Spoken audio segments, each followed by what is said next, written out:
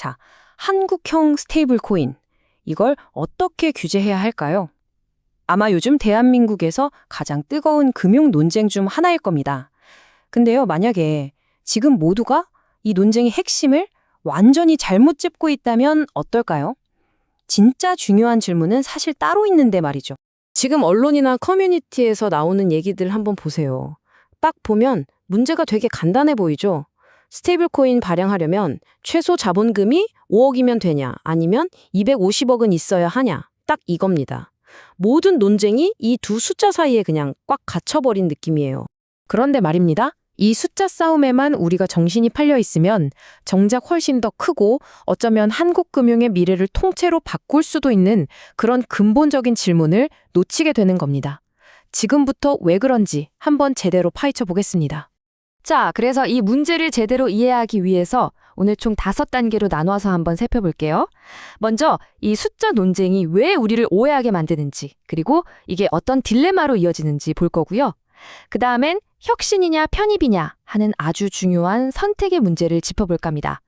그리고 마지막으로 그럼 현실적인 해법은 뭔지, 또 실패를 대비하는 설계란 건 대체 뭔지, 진짜 중요한 게 뭔지 지금부터 같이 한번 따라가 보시죠. 네, 그럼 첫 번째 파트입니다. 오해를 부르는 숫자 논쟁. 왜 이 자본금 얘기가 사실은 더 큰 위험을 가리는 일종의 연막 같은 건지 한번 보시죠.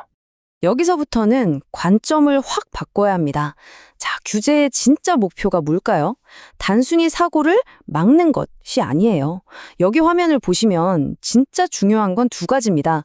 하나는 사고가 일어날 확률 자체를 낮추는 거고, 또 다른 하나는 만에 하나 사고가 터졌을 때 그 비용, 그러니까 피해 규모를 줄이는 거죠. 이 두 가지를 모두 관리하는 시스템을 설계하는 게 핵심인데, 아시겠죠? 자본금 규모는 이 큰 그림의 아주 작은 일부일 뿐이라는 겁니다. 자, 바로 이 지점에서 아주 중대한 딜레마가 생깁니다. 그럼 진입장벽을 아주 높게 쌓으면 어떻게 될까요? 반대로 아주 낮게 만들면요? 그 함정에 대해 한번 이야기해보죠. 지금 보시는 이 그림이 규제 당국이 빠진 딜레마를 아주 잘 보여주고 있어요. 한쪽 길로 가면 어때요? 장벽이 너무 높아서 혁신이고 뭐고 다 막혀버리는 그런 정체된 시장이 되어버리고요. 반대쪽 길로 가면요. 너도 나도 들어오다가 누구 하나만 크게 넘어져도 시스템 전체가 와르르 무너질 수 있는 위험이 있는 거죠. 와, 이거 진짜 어느 쪽도 쉬운 답이 아니네요. 그러니까 핵심은 이거예요. 그냥 무작정 높은 벽을 쌓는다고 안전해지는 게 아니라는 거죠. 오히려 진짜 안전은 시스템의 구조, 그 자체에서 나오는 건데 어설픈 장벽은 오히려 그 좋은 구조를 망가뜨릴 수도 있다는 겁니다. 우리한테 필요한 건 더 똑똑한 설계인 거죠. 자, 그럼 이제 이 모든 논쟁의 가장 중심에 있는 아주 본질적인 질문과 마주하게 됩니다. 이건 정말 국가의 미래를 결정할 수도 있는 그런 질문이에요. 우리가 지금 하려는 게 뭘까요? 새로운 기술이 나왔는데 이걸 그냥 기존에 있던 낡은 규칙에 억지로 끼워 맞추려고 하는 걸까요? 이걸 편입이라고 부를 수 있겠죠. 아니면 이 새로운 기술에 맞게 아예 더 나은 새로운 시스템을 만들려는 걸까요? 이건 개혁이겠죠. 이 둘은 완전히 다른 길입니다. 만약에 우리가 그냥 당장 관리하기 편하다는 이유만으로 이 새로운 기술을 낡은 틀에 그냥 우겨 넣는 편입을 선택한다? 그럼 어떻게 될까요? 결국 글로벌 스탠다드에서 뒤처지게 되고요. 똑똑한 인재랑 소중한 자본은 더 혁신적인 곳으로 다 빠져나가겠죠. 결국 경험도 못 쌓고 운영 노하우도 못 배우고 장기적으로는 국가 전체가 뒤처질 수밖에 없는 겁니다. 자, 그러면 이쪽도 위험하고 저쪽도 위험하면 어쩌라는 걸까요?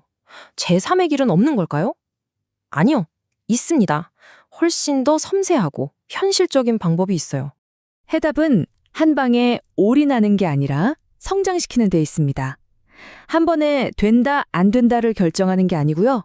보시는 것처럼 3단계로 나누어서 라이센스를 주는 거예요.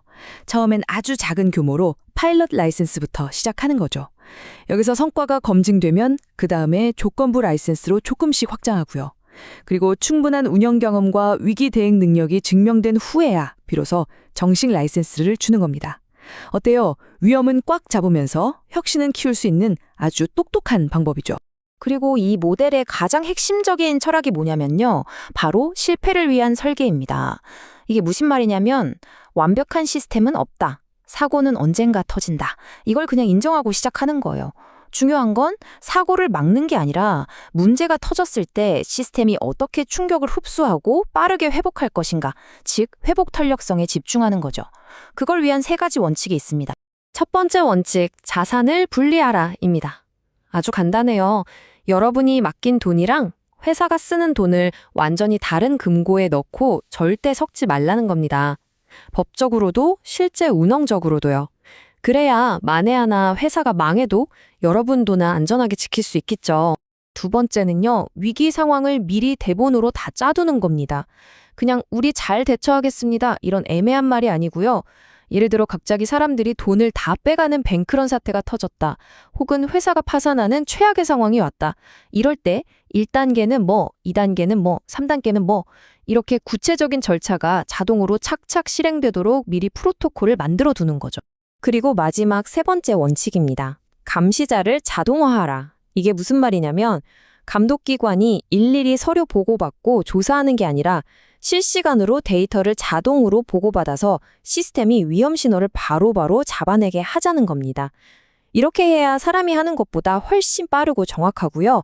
또 작은 시장에서도 큰 비용 들이지 않고 효과적으로 감독할 수 있게 되는 거죠. 자, 이렇게 보니까 우리가 던져야 할 진짜 질문이 뭔지 명확해지지 않나요? 이제 더 이상 문을 열 거냐 말 거냐가 중요한 게 아닙니다. 진짜 질문은 이거죠. 어떤 문을 만들고 어떤 잠금 장치를 달아서 열 것인가? 단순히 자본금 얼마 이런 숫자 싸움을 넘어서서 혁신이라는 새로운 손님은 반갑게 맞이하면서도 언젠가 닥쳐올지 모를 거센 폭풍우는 거뜬히 견뎌낼 수 있는 그런 똑똑하고 튼튼한 시스템을 어떻게 설계할 것인가? 이것이야말로 지금 우리 앞에 놓인 한국형 스테이블 코인 논쟁의 진짜 핵심입니다.